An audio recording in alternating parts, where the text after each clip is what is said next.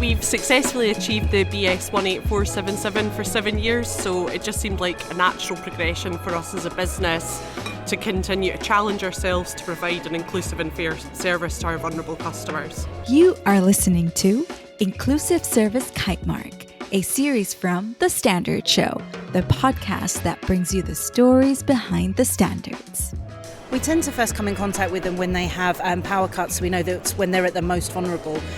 So we always make sure that our contact centre staff and our frontline engineers have got the right training and they've got the right understanding around vulnerability, but also they've got the passion there to make sure that they are looking after those customers when they need it most.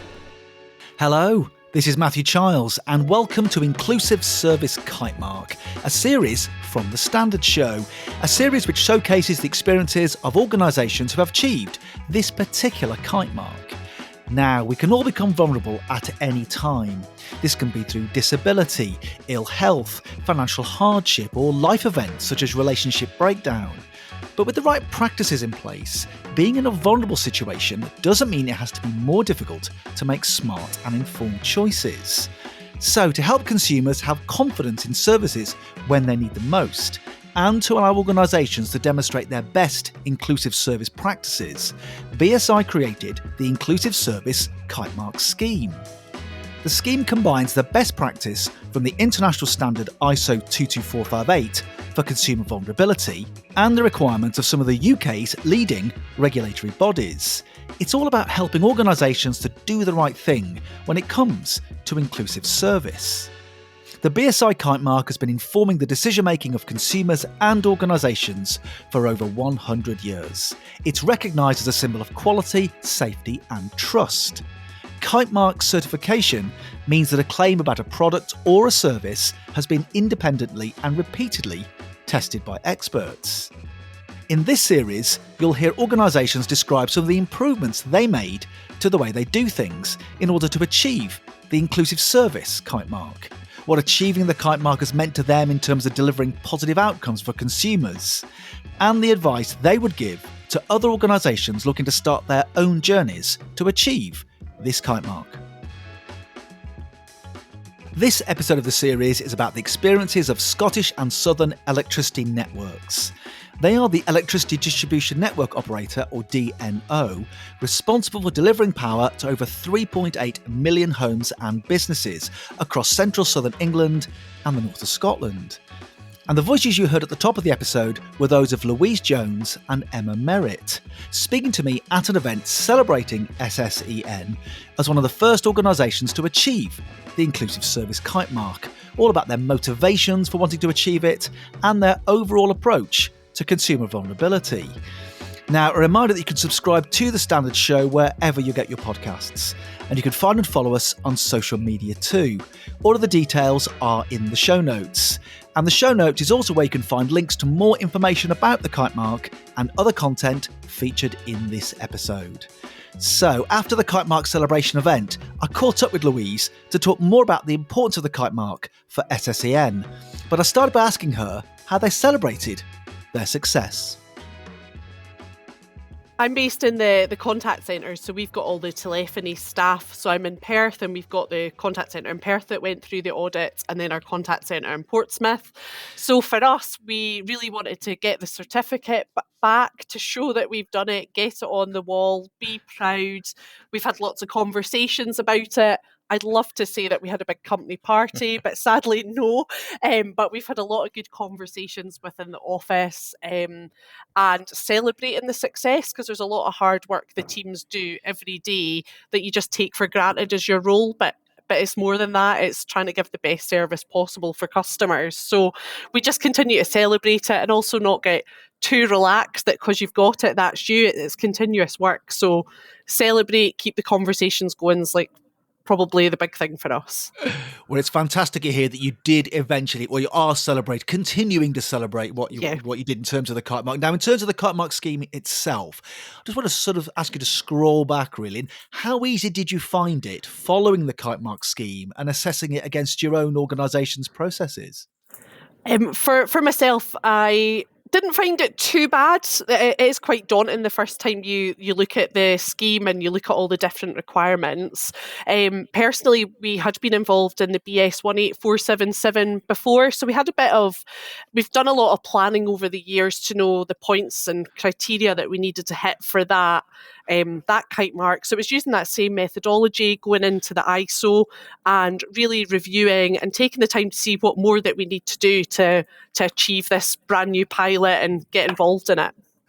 Now, obviously, standards and kite marks are all about doing things better, all about improving things, really. So can I ask you, what improvements did you make as an organisation to help you achieve the kite mark? Yeah, so for us, we really wanted to review our processes that our teams use day to day, our work instructions, and really make sure that the messages and what we needed to do was strong, and it was also easy for our staff to follow. Where there's always been reference to what we need to do, we just really wanted to take that time to ensure that it was much stronger and clearer for our teams to deliver this service to our customers. So, for example, we really looked at our planned supply interruption process, a process that we have been continually improving over the years, but we wanted to ensure for our vulnerable customers that it was much clearer for the teams following it of the requirements and what the expectations was on them to deliver service to our vulnerable customers.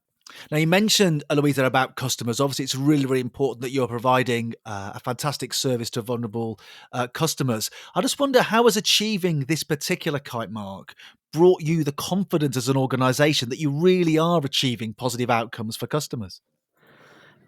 With this kite mark, I think obviously British Standard is a very well-renowned and known standard, so it has an element of trust with it.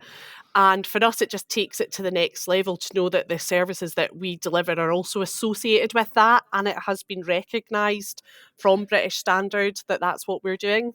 For us at SSEN, the confidence came as generally we're associated just being a utility company, and we've got to get the lights back on, and we're engineering based. But for us, it's much more than that, and the customer is at the centre of our business, and our processes are built around customers. So the recognition from BSI to say that our processes are in place and in delivering that expected service to vulnerable customers. And to be honest, it's not just an expected service. We want to go above and beyond, and we're trying to show that within our processes. So getting that recognition in the industry is just amazing, really. It makes us proud of what we do every day, knowing that we're going above and beyond.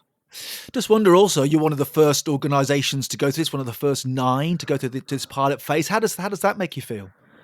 Very excited, especially being a distribution network operator ourselves in SPEN, SP Energy Networks. We're one of the first 2, both based in Scotland, so it just makes me even more prouder.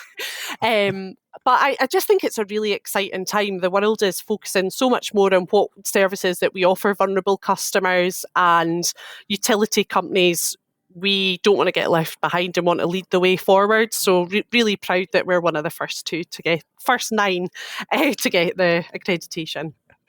As a final thought then, Louise, I'm just thinking around advice, really. What you've gone through this process yourself, it's making a difference to you as an organisation. What advice would you give to other organisations looking to start their own journeys to achieve this particular kite mark? My advice to anybody looking to achieve it is to get the literature for the kite mark and just start very relaxed to begin with, but start to see how your processes, the work that you do, your interaction with customers tie into it. And don't be put off initially if you feel that you're not hitting the mark, because part of the kite mark is improving and developing processes that will. So I would just say, take the time, read it. Don't be overwhelmed, because it is a big document and it can be easy to be, and just get used to what you need to achieve. From myself, I did a checklist. So with each of the requirements, I've got how do I believe that we deliver it, and just start to review it. And I would definitely say, and a big learning for us is just look at your processes, make sure it's clear and defined for your people that are using it, and at the centre of it is your customer. You have been listening to Inclusive Service Kitemark, a series from The Standard Show. Subscribe to The Standard Show now, wherever you get your podcasts.